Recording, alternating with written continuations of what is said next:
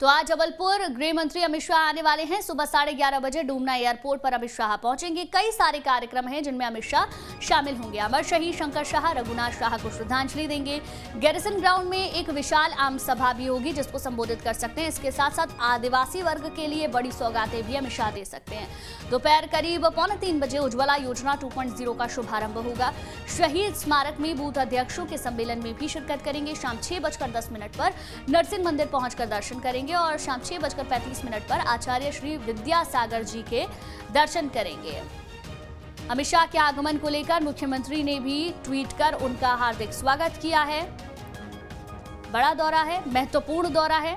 आदिवासियों के लिए बड़ी सौगातें मिल सकती है। इसके अलावा उज्ज्वला योजना 2.0 का शुभारंभ आज गृह मंत्री करेंगे। दुर्गेश हमारे संवाददाता ज्यादा जानकारी के साथ जबलपुर से हमारे साथ लाइव जुड़ गए हैं। दुर्गेश, आज अमित शाह आ रहे हैं। जबलपुर के लिए एक बड़ा दिन है। आदिवासियों को भी बड़ी सौगातें मिल सकती हैं।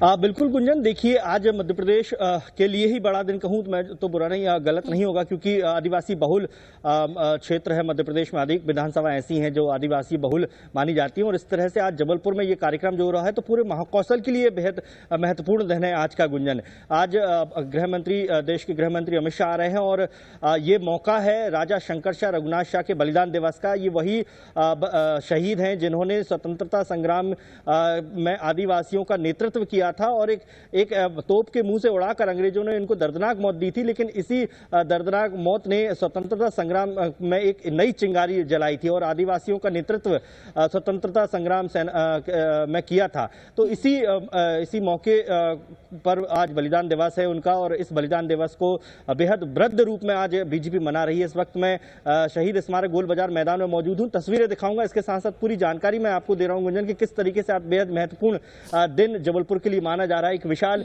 मंच यहां पर गोल बाजार में मनाया गया है। ये संसदीय क्षेत्र बूथ अध्यक्ष सम्मेलन है जिसमें सबसे आखिरी में गृह मंत्री अमित शाह आएंगे। सबसे पहले तकरीबन 11:30 बजे उनका आगमन जबलपुर में होगा और जबलपुर में होने के बाद उनका जो कार्यक्रम स्थल है वो सीधा बलिदान दिवस स्थान होगा, जहां पर जो प्रतिमा है राजा शंकर शाह रघुनाथ शाह की, उनकी प्रतिमाओं पर माल्यार्पण किया जाएगा और उसके बाद वो गैरिसन ग्राउंड पहुंचेंगे जहां पर तमाम आदिवासी जो बहुल क्षेत्र के लोग हैं वो यहां पर उस कार्यक्रम में शामिल होंगे और उस कार्यक्रम को संबोधित करेंगे देश के गृह मंत्री अमित शाह। और उसके बाद वो लंच करने सांसद राकेश सिंह के घर जाएंगे और कहीं ना कहीं इस पूरे कार्यक्रम के बाद जो उज्ज्वला योजना की शुरुआत है 2.0 उसकी भी शुरुआत करेंगे और उसके बाद फिर इस कार्यक्रम स्थल पर आएंगे। जिस समय यहाँ पर मौजूद हूँ, संसदीय क्षेत्र बूथ सम्मेलन है। तमाम जो यूथ है जो बीजेपी का वो इस कार्यक्रम में शामिल होगा और सीधा संवाद जो है देश के गृह मंत्री अमित शाह के साथ किया जाएगा।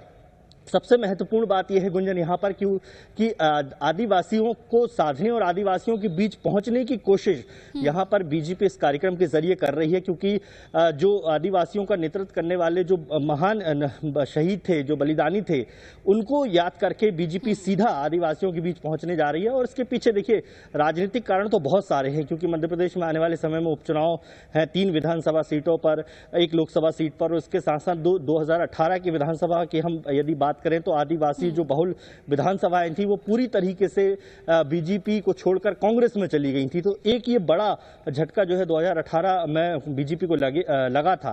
तो वो तमाम जो खामियां हैं, वो तमाम जो खाइयां हैं, उन्हें पाटने के लिए कहीं ना कहीं ये कोशिश जो है बीजेपी की जा रही है और इसके जरिए उन शहीदों को भी याद किया जा रहा है जिन्होंने स्वतंत्रता संग्राम में अपना अमूल्य योगदान दिया और जिनका इतिहास में कोई बहुत ज्यादा जिक्र नहीं किया गया। ये बात बीजेपी लगातार कह रही है। लगातार बीजेपी की ओर से कई कार्यक्रम चलाए जा रहे हैं। अमृत महोत्सव की चाहे बात कर ले या फिर प्रधानमंत्री के जन्मदिन से लेकर जो 7 अक्टूबर तक चलने वाला अभियान है उसकी बात कर लें। और कहीं ना कहीं जो बात आपने कही कि आदिवासियों को साधने की कोशिश यहाँ पर की जा रही है, जिसके लिए गृह मंत्री अमित शाह को पूरे देश में ही याद किया जाता है।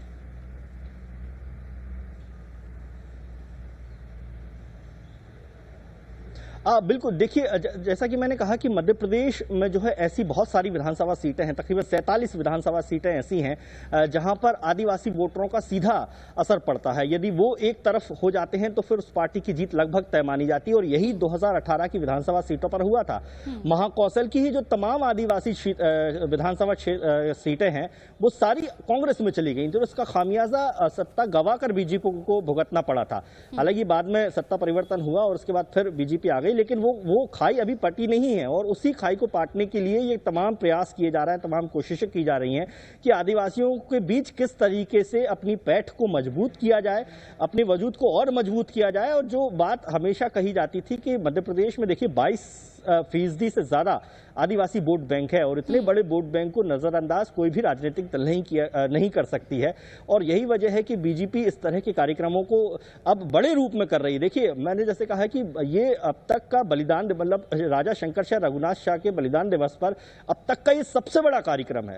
राजनीतिक तौर पर देखा जाए तो सबसे बड़ा कार्यक्रम है। 2018 के विधानसभा चुनाव के बाद जरूर एक छोटा सा कार्यक्रम यहाँ पर, जब पूर्व मंत्री ओम प्रकाश के बरकाम के द्वारा यहाँ पर जबलपुर में किया गया था, लेकिन वो बेहद ही छोटा था, वो बलिदान स्थल पर किया गया था। और उसके बाद ये जो बड़ा कार्यक्रम है, और इसमें सीधे सीधे देश के गृह मंत्री अमित शाह आ रहे हैं, और उनका संवाद सीधा आदिवासियों समुदाय, आदिवासी नेतृत्व से होगा, तो ये कहीं ना कहीं एक बड़ी छाप जिसे हम कह सकते हैं वो छोड़ने की यहाँ पर बीजेपी पूरी कोशिश करेगी। इस पूरे कार्यक्रम के जरिए फोकस पूरा गैरिसन ग्राउंड पर रहेगा। तमाम आदिवासी नेताओं का, तमाम जो नेतृत्व करता है आदिवासियों के, जो आदिवासियों को बुलाया जा रहा है जबलपुर, वो तमाम गैरिसन ग्राउंड में होंगे। लेकिन जब बात देखिए बड़े नेता की होती है, बीजेपी के में देश के गृह मंत्री अमित शाह आ रहे हैं, तो जो लोग ऐसी सभाओं में आते हैं वो ये सोचकर आते हैं कि हमें देश के गृह मंत्री को सुनने मिलेगा, वो क्या कहते हैं हमारे लिए, वो आदिवासियों के लिए क्या कहते हैं, वो मध्य प्रदेश हर तरीके से आदिवासियों को साधने की कोशिश यहाँ पर की जा रही है। ठीक है, बने रहिए दुर्गेश, आप हमारे साथ, आगे भी आपसे जानकारी लेंगे।